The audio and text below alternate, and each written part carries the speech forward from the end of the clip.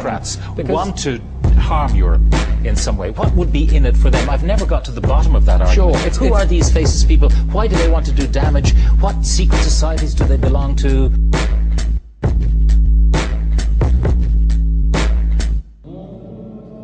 Reading this constitution, expecting to be excited about it, and starting reading it as a businessman, I finished reading it as a father of four because of what I came across in it. And that was that what I expected to be something that would underpin prosperity, security, enhance democracy and the role of the average person in decision-making in Europe was in fact the exact opposite.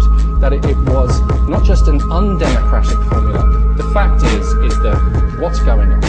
We have a witch hunt that's been called for from Europe. Why?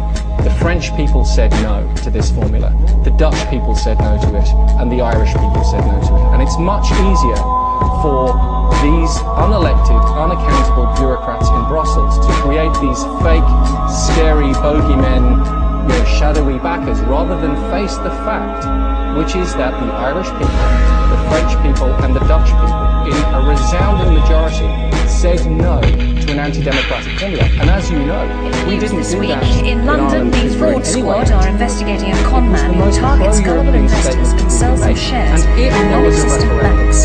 In any other member state of the Union, certainly most of them, they would get the same answer without any help from America or anywhere else. Well, you know the difficulty in getting people to vote on a document as complex. You're probably one of the few people who read that Lisbon Treaty cover to cover, and I'm including a lot of politicians in that remark. So we elect people and we trust them to make decisions on our behalf an awful lot of the time.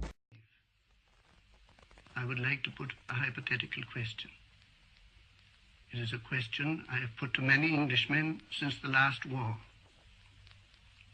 Suppose Germany had won the war, had invaded and occupied England, and that after a long lapse of time and many bitter struggles, she was finally brought to acquiesce in admitting England's right to freedom and let England go, but not the whole of England. All but, let us say, the 6 southern counties.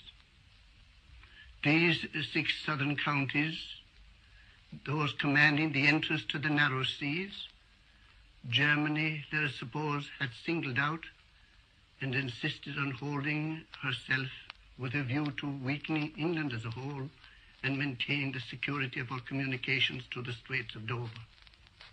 Let us suppose Germany was engaged in a great war in which she could show that she was on the side of the freedom of a number of small nations.